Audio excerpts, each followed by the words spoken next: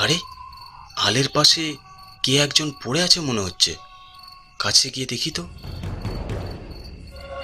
কাছে গিয়ে, হ্যাঁ, এ তো নরেশের লাশ। হে ভগবান, নরেশকে কে গলা কেটে হত্যা করলো এখানে? তার কাটা গলা থেকে রক্ত গড়িয়ে খালের জলে মিশে জলটাকে লাল করে দিয়েছে।